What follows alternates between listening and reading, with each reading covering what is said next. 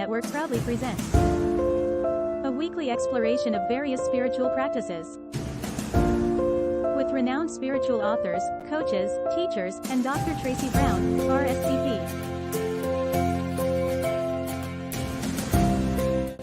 And now, here's Tracy. Hey everybody, good morning, good afternoon, good evening. It all depends on where you are. Maybe I should just say good day, grand rising. Well, it might not be morning for you. Good day, good life, and welcome to Poetry, Prayer, and Practice with Tracy Brown. That would be me. And every week we get the opportunity to think about, talk about, remember that spiritual practices come in all forms. And a lot of the time we focus on poetry that either reminds us of our spiritual connection or how writing poetry is a spiritual practice. Sometimes we talk about prayer and what it is, all the many different forms of prayer and how we use prayer in our own lives, and then all kinds of spiritual practices. I do tend to not just stay with the traditional conversation around spiritual practices. A couple of weeks ago, had a conversation with two singer-songwriters about singing and writing songs and how that can be, or how their spiritual practice supports that. So if you missed that conversation with Gary Lynn Floyd and Robin Hackett, you can absolutely search in the New Thought Media Network archives on YouTube and check out that show. Today, I am going to be focusing on this idea of how our spiritual practices and the spiritual principles we believe, how they help us navigate our human response or our human reaction to what's going on. And this seed got planted because I was preparing for a talk a few weeks ago. And one of the questions that came up as I was preparing for the talk was this one: can we use spiritual principle? Can we use spiritual practice in our daily lives to nurture great mental and physical health? Mental and physical health. Now, if you're like me, you've been around a lot of people who, in their physical health, especially when something goes wrong, or they've received a diagnosis that puts them in fear, or they just consider it really serious, all of a sudden, there becomes this need and this commitment to rely on spiritual practice and to consider, what does spiritual principle really have for me? But I am a firm believer that we don't just turn to prayer or spiritual practice to get us out of trouble. That, right, when we're being directive with our spiritual practice, when we are using affirmations, or if we are using spiritual mind treatment, or if we are using the spiritual practice of creating a vision board or a treasure map, we're directing the attention of the universal spiritual principles toward what we want. And over the years, yes, I know many, many people who have used affirmations and created visual maps or cues, treasure maps, right? Or vision boards to affirm their health, that their health and well-being. They see themselves as healthy and thriving. But many people wait until something's wrong and then use their spiritual practice or return to spiritual principle as a kind of I don't like saying it this way, but as a kind of last ditch effort. Oh, now come save me. Let me also add, I would rather people do that than not use spiritual principle or practice at all. There are many insights I have personally had in my own life that came because I was in a situation where I felt desperation. But there is a quote that I like that I'm going to paraphrase from Defina Kubika, who that goes something like, let us make our decisions from wisdom, not desperation. And so when I was preparing for this talk and this question, can we really use spiritual practice and spiritual principle to, in our daily lives, to nurture great mental and physical health? My immediate answer was probably just like yours. Yes, of course. Of course we can do that. And of course we do that. We use spiritual principle and spiritual practices daily because we are trying to nurture our best and highest good. And that does include mental health and physical health. But the other thing that came to mind for me, was as I pondered that question, I thought, wow, mental health, mental and emotional health. How often do we consciously use spiritual practice and spiritual principle to nurture all of our health, physical, mental, and emotional? And there's been a lot of focus in recent years around mental and emotional health and removing the stigma that often it has had in the past of people not wanting to talk about it, people not wanting to let others know that they were struggling mentally or emotionally.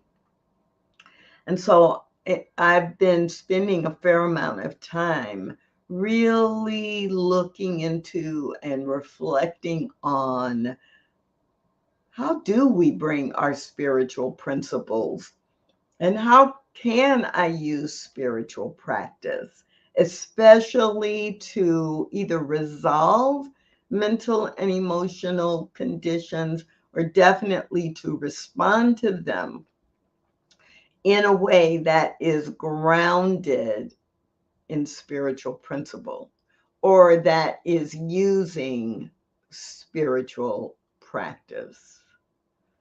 So I just want to share some of my thoughts and some of the resources that I've been drawn to in the last few weeks related to integrating my spiritual practice and what I know about spiritual principle in a way that helps me navigate the normal human emotions and mental gymnastics that happen in the course of just living this life.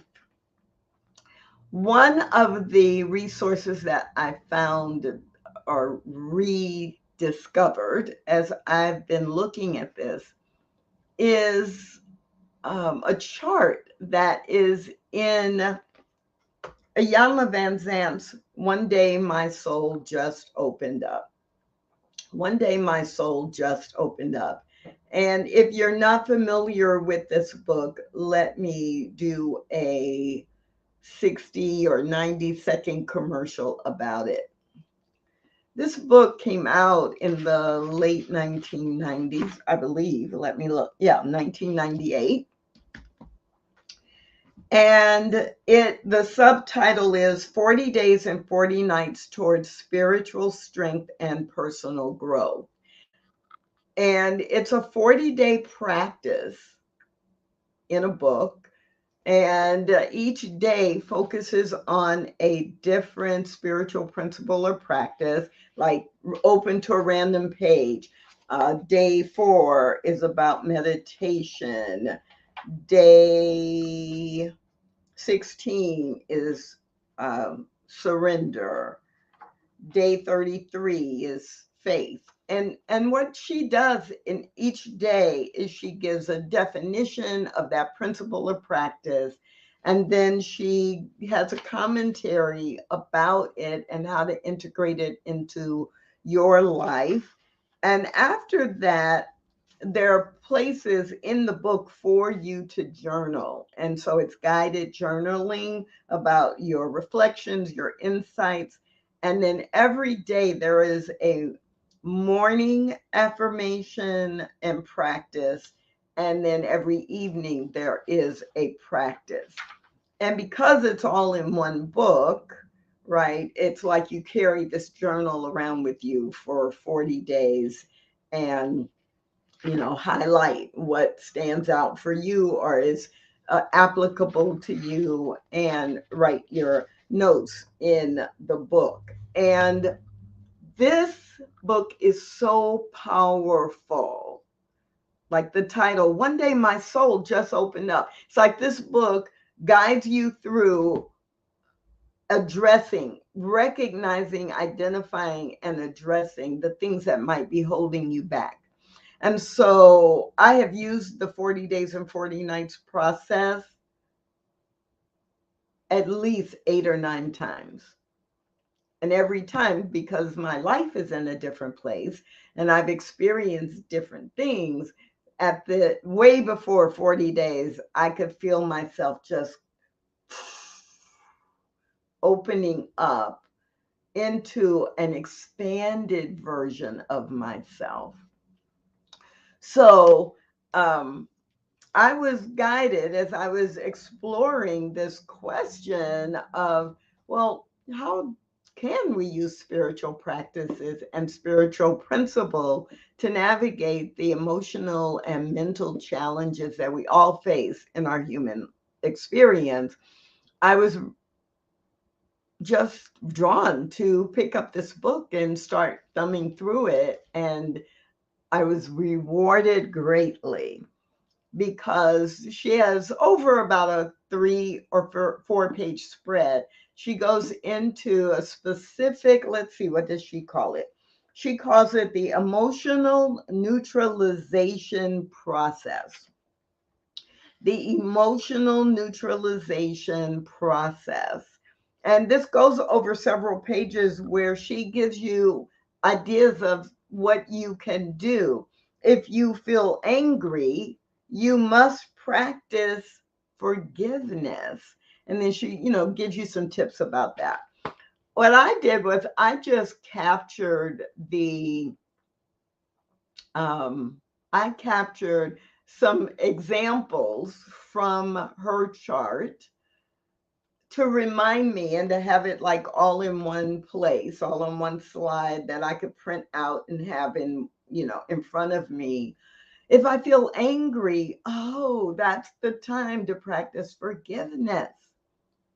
If I'm feeling confused, like irritated because I'm confused, I know how to meditate.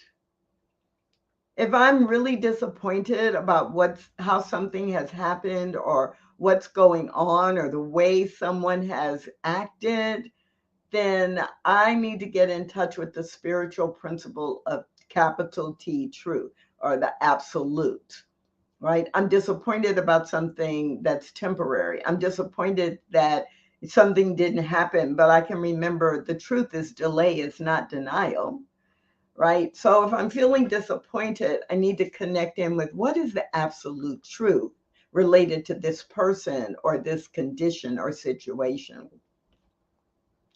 If I'm feeling frightened and fearful, that's the time for me to really go to trust. Now, for some of you, you might say faith, but in both using either term, although I don't think they are always synonymous, in this conversation, if I'm frightened, if I'm putting my trust in fear, what if I put my trust in faith instead?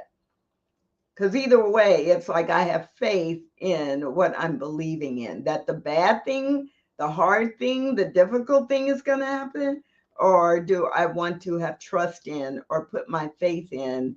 This works out. Everything always works out for me, right? So if I'm experiencing a lot of doubt, which also sometimes could show up as fear, but if I'm doubtful, then I need to have the patience, which really, in some ways, is the wisdom of the universal source of all that is happening, right? If I am using the intelligence of the universe, it looks like patience on the human side, but it's not really anything except everything is coming, or it could be divine order you might want to have instead of patience. Everything's happening the way it's happening, and I know that all the pieces are going to come together.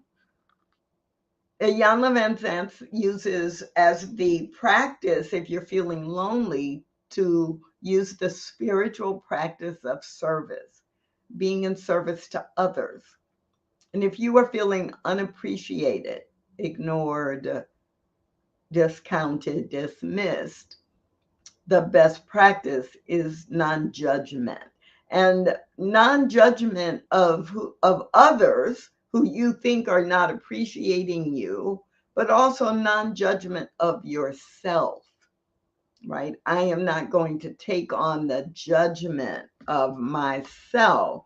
I'm not going to believe or co-sign what others are doing or saying. And what she says about this in the book is examine your expectations of others. Forgive yourself for judging others. Do something nice for a stranger. Write yourself a love letter. So if you're feeling unappreciated and you get out of judgment, then you will affirm yourself, and you will also examine whether or not your expectations of who you think should be appreciating you, is that even realistic, right? I'm judging them for my expectation. So I loved this list when I was reminded of it, when I was drawn to it. I loved it. And I spent quite a bit of time going through all of her explanations about it. And as you saw, I captured most of, not all of, but most of the triggers, right? The way that I would feel that I don't want to feel, and what she recommends as kind of, if you're spiritually grounded, you could use this to move away from the emotion, to replace the emotion. Because, right, Ernest Holmes teaches us there's nothing to heal, only the truth to reveal. There's nothing to heal. I don't have to heal the doubt. I just simply need to reveal the truth, right? The absolute, the spiritual nature of myself, the spiritual nature of life itself.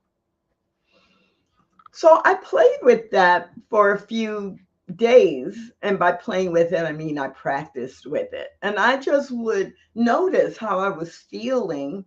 And when I was feeling anything that I didn't want to stay feeling, I would look over at the chart and I would be like, oh yeah, that's just fear. Oh yeah, that's just fear. So if I wanted to replace fear, right, with I wanted to bring up fear, I wanted to replace it with trust, and trust in absolute, then oh well, what do I trust? What do I absolutely know is true? Right? If I was feeling disappointed, and I have to laugh because there was this particular day that I probably won't forget for a while. And I was, using this, and at the end, near the end of a very, very, very long day, I mean, like a 16-hour work day, I was really tired. That made sense. I had been working for 16 hours almost straight. I think I had two 30-minute breaks between meetings where I, got something to eat, or, yeah, it was a long day. So I was tired. And when you're hungry, angry, right? When you're tired, uh, you have to be careful and monitor your thoughts anyway. It's easy to go into reaction mode. And that's partly what was happening. And even though I had accomplished a lot that day, I was really disappointed. I was disappointed about several things. I was disappointed about the way two of the calls or meetings had gone. They had not gone as well as I expected them to, because on one of them it was a class, and there there were just some real unexpected difficulties that came up during this 2-hour class that I was facilitating.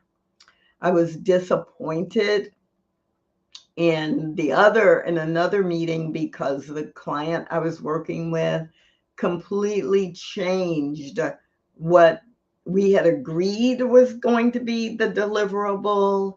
And I was just really disappointed that they were reacting to something that had happened in the way that they were just, it wasn't a complete 180, but it was like, uh, that's that's not going to work. That's not going to be a better solution, right? And I was disappointed that they were making that choice. And they pay me to support them and to guide them and to do what they want to have done. So then I realized I was disappointed in myself that I had not been able to redirect that client in a way that I thought was better. I was disappointed in myself because I knew I was tired and I was hungry. And I realized I had overscheduled my day, and the day before, and the day before that. And I was disappointed in myself that I was not taking care of myself and being attentive. And so luckily, right, as things happen, this was already printed out, and it was on the wall in front of me behind my computer screen, and it was also on my refrigerator, and it's also in the mirror in my bathroom, because I was preparing for an upcoming talk, and I was just seeing, well, does this work? So I was like, disappointed. You're disappointed. Go to the truth. And there was a little bit of feeling unappreciated with the client that was, changing direction and not following the advice or the suggestions I'm making that I think are in their best good as an organization. So I was like, okay, I'm disappointed about this and this and this. What's the absolute truth?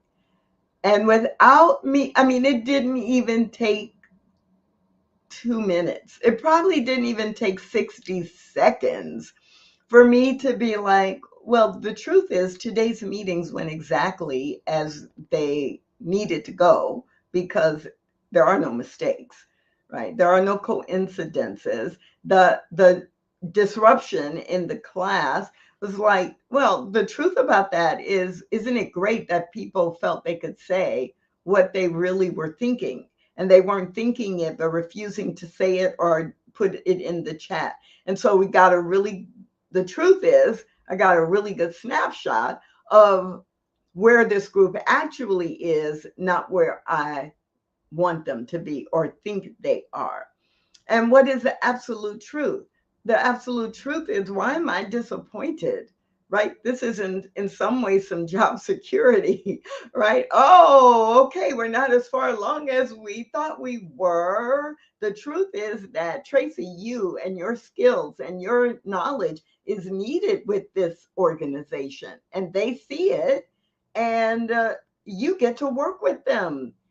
You have been placed in the path to work with them for a reason. It is not coincidental just because it's a little challenging today. And the unappreciated part, it's like I had to stop judging the client, right? As soon as I went out of judgment of the client making a mistake and going in the wrong direction and failing to follow my lead, I was like, oh, this is unfolding perfectly. And you have a week before you have to get back with them to like rearrange the plan and the schedule and present a new idea to them, not because they're bad and not to make them wrong. It's just everything's good or it's leading to good. So if I believe it's leading to good, then why am I tripping, right? So I found that in less than 2 minutes, I was really back at center. I was back at center. And it was so good. And yeah, Tanya, I just got so much from using this chart. And I'm sure I've seen the chart before because I've used Iyanla Van Zandt's 40-day, 40-night process many times. But to find it now when I'm not really going through the 40 days was so helpful. So I loved it so much that I then took it a step further. I started playing with it and I was like, well, sometimes our human emotions can feel like they are poisoning us. They're poisoning our attitude. They're poisoning our experience. And they don't have to be deadly poison, right? And what do I do if I drink something or I eat something and I realize, oh, that is a little poisonous for my body? I look for the antidote, or I call the emergency health hotline and to ask them what's the antidote. And they'll say, oh, well, if you drink this, then now you need to drink some milk. Or if you drink this, you need to go take this pill, or right? So what's the spiritual antidote? What's the spiritual quality or attribute that I want to focus on? So I took the exact same list that I had from the Iyanla Van Zandt list, and I said, okay, well, if I'm angry, the truth I'm trying to reveal is peace. If I'm confused, the spiritual quality or attribute I am committed to rebirth is clarity. When I'm disappointed, the antidote really is to be in joy, different from just being happy, right? Because for me, happiness and joy are similar, but they're a little different. That happy is a reaction to what goes on. I'm either happy about it or not happy about it. But joy is an inner way of being that no matter what you do or say, I actually make my choices and live my life from the foundation of joy. What brings me joy, what represents joy, what demonstrates joy. If I'm feeling frightened, there I did use faith as the spiritual antidote to be really conscious and aware of what I am putting my faith in or the direction I am pointing my faith toward. If I'm having a lot of doubt, remembering that everything is in divine order, it is unfolding perfectly. Order is the nature of the universe, order is the nature of God. If I'm feeling lonely, how can I be lonely when I know there is unity? My unity with spirit and my unity with all that spirit has created. There is no lonely unless I am operating from a perception or belief in separation. And if I'm feeling unappreciated, how do I get grounded in or use the spiritual attribute of love? And so now I have this chart up on the wall behind me, on behind the computer, on my bathroom mirror, and on my kitchen refrigerator, and it simply is for me an easy reminder of there is a spiritual solution to every problem. Now, the reality is our emotions, I do not see them as problems. I actually consider our emotions more like our GPS, right? That our emotions are giving us directional signals. Our emotions and our mental interpretation of what's going on, our emotional and mental interpretation of what's going on is just that. It's an interpretation. And because I am feeling a certain way about what's going on, it's like, oh, I'm feeling really sad right now. That allows me to say, is feeling sad appropriate? Is feeling sad what I want to experience right now? Is feeling sad inappropriate? And if it's inappropriate, or it's time for sadness to be acknowledged and then I move towards something else, then I have to choose what that something else is. So feeling disappointed, feeling angry, feeling any of the emotions, feeling frightened, feeling lonely, feeling unappreciated, there's nothing bad about any of those feelings. And we also know that we don't have to live in that feeling. Once we have gotten the message the feeling is delivering, or once we have recognized what that feeling is all about. And if that feeling is not the feeling we want to have, we know that because we feel out of alignment. We feel out of alignment. We're not in alignment with our true essential nature. And it's time to get back in alignment. Or you heard me say earlier, it's time to get recentered. So another book that is a really good resource if this topic interests you is The Astonishing Power of Emotions. Let Your Feelings Be Your Guide by Esther and Jerry Hicks, or From the Teachings of Abraham.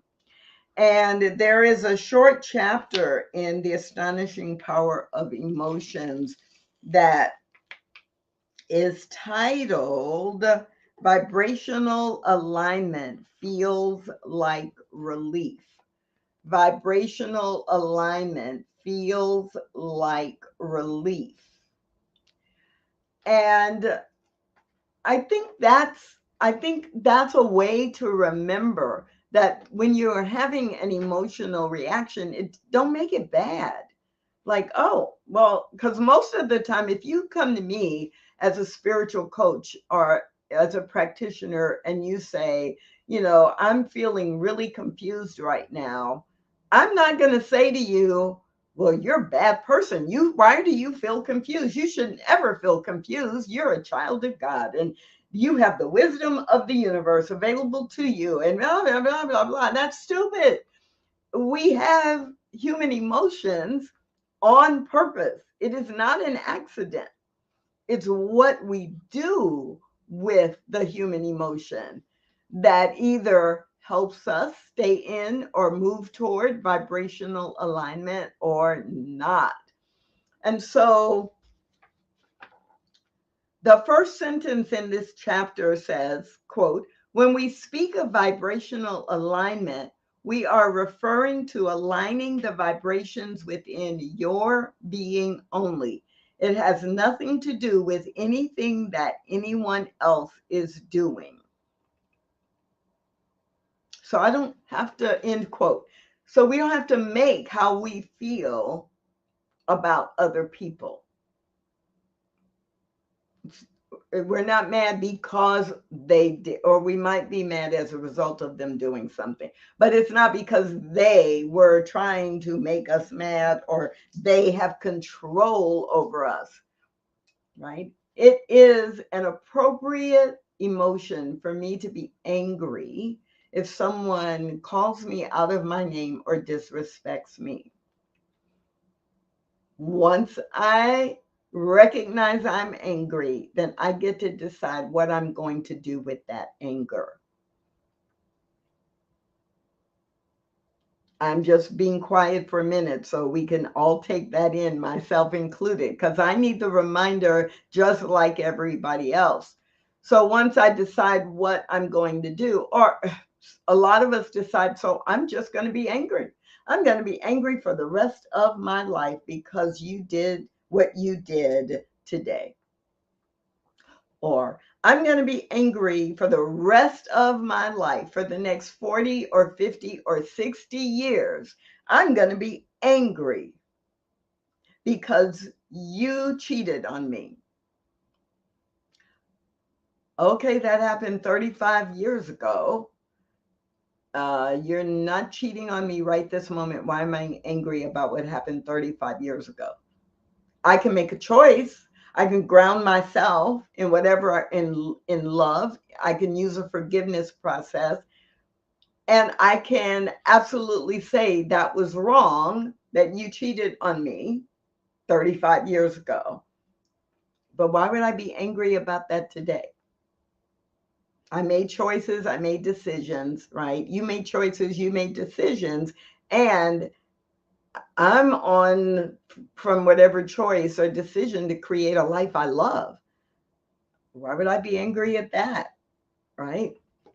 And so Abraham Hicks, or the teachings of Abraham, remind us that, our job is to stay in vibrational alignment. And when we do that, we know we're there because we feel relief from whatever was causing the tension or the pain. And they give a really great example. I think they give a whole lot of them. In fact, more than half the book are examples that are really fleshed out. But I'm just going to give you a sample, because in the how do I get to vibrational realignment, it's like, oh, okay, well, I want to get realigned, but right now I'm really scared, or right now I really am confused. And so they give some examples about moving upstream from where you are. And this is a fun example, so I'm going to use this one. So the example is related to someone who is committed to losing weight and to not eating certain things, like this is basically about eating a cookie. So now it is lunchtime, and as you are walking past the vending machine, you feel an urge to buy a cookie. You put in your money, the cookie drops through the chute, and while you are unwrapping it, the feeling of discomfort comes over you. Okay, the discomfort. Here I go again. You say, feeling the discomfort washing over you, but the urge is strong, and you take a big bite of the cookie. Now you feel worse because You have a strong feeling of disappointment. And so it gives examples of what this person, if it were you, what this person could do. And this is a quote. You remember, it isn't about what I'm doing, it's about how I'm feeling while I'm doing it. So you pause, you look at the cookie, and you make the following statements. I shouldn't be eating you. You'll only make me fatter. You are delicious, though, and you're not all that big. I could eat some of you now and some of you later. I like having choices. I like making deliberate choices. I like being in charge of my actions.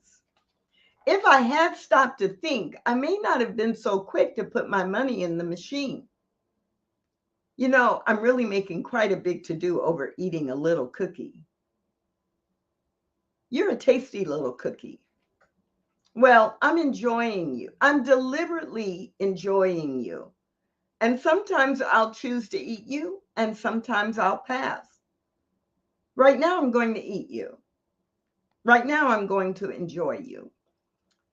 And so, end quote. So there's more, and there's more about moving through this whole process, because that's not something that would just come up with one cookie, right? It would come up in other eating situations, because the big thing around it was weight and food plan. But reminding ourselves that, oh, it's my emotional reaction to what's going on. And how am I going to bring that back into spiritual alignment, where I feel good about what I'm doing, or I have faith that I can navigate what is going on. So one of the key things there was the piece about, well, I am at choice. I can choose to eat this cookie. That doesn't mean I'm going to eat every cookie that ever comes in my path, it's on the table or in a vending machine. And so it's like moving back into that. Our time is beginning to wind down, but I also want to share with you a couple of other resources if this is something that is of interest to you. Also, on Abraham Hicks' book, The Amazing Power of Deliberate Intent, Living the Art of Allowing. I love this one because in all of the Abraham Hicks work, there is a reminder that it's not just 1 and 100. It's not just A and Z, that really there's a ladder of emotional bandwidth. There's a ladder that we can move higher up toward the absolute, or we can spiral ourselves downward to more pain, to more confusion, to more chaos, to more disappointment. And that's what we get to choose to do. And I'm not going to go through chapter 7 a lot, but the title of chapter 7 in The Amazing Power of Deliberate Intent is this: you are manifesting the essence of what you are thinking about. So when I, go back to any of the charts, if all I'm thinking about is being angry, then I am going to manifest more things that generate anger. And that's why I want to, once I realize what I'm angry about and why I'm angry, I want to move to peace. And I want to begin to think more about peace than anger, because I want to bring more peace into my life, right? So in this chapter, what you are manifesting the essence of what you are thinking about. And then the 3 subheads in this chapter are great reminders for us. Each subject has a varied vibrational range. Each emotion has an emotional range. Number 2, always ask, how does the thought feel to you? How does the emotion feel to you? What does it make you think about? And then the third subsection in this chapter is my favorite. It is never too late to change direction. So it's the same point about staying in or getting into vibrational alignment. If I notice I'm out of alignment, it is never too late to change direction. So these are just some, not totally random, but some thoughts about the original question for today. That original question of, can we use our spiritual principles and spiritual practices in our daily lives to nurture great mental and physical health? The universe and the crowds of people all say, yes, yes, we can. And I have focused purposefully today on our mental and emotional health or condition, because I think we need to remember we are not victims. We are not victims. The emotional reaction is simply information. It's simply giving us some information about how we are engaging with the world. And then, because at our true essential nature, we are spiritual beings, then we simply return to our true essential nature time and time again.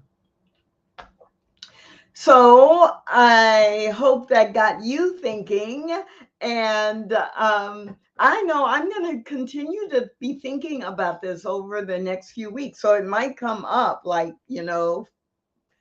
part 2. And we'll see, because I'm seeing how it works in my life. And I have really appreciated the last few weeks being reminded over and over again that I am the keeper of my own emotional and mental health. And I have many of the resources I need simply by applying spiritual practice and spiritual principle. And it doesn't require 10 hours of therapy. It doesn't require me driving across town, and it doesn't require any of that. I can begin to recenter and spiral upwards toward the absolute truth in 1 or 2 minutes, and then repeat, rinse and repeat, rinse and repeat. And you can do the same. That's it for this week's Poetry, Prayer, and Practice. My name is Tracy Brown. I'm so glad that you joined me today, and I hope that every Tuesday at noon Mountain Time, you will mark your calendar to be with me again. Have a great week.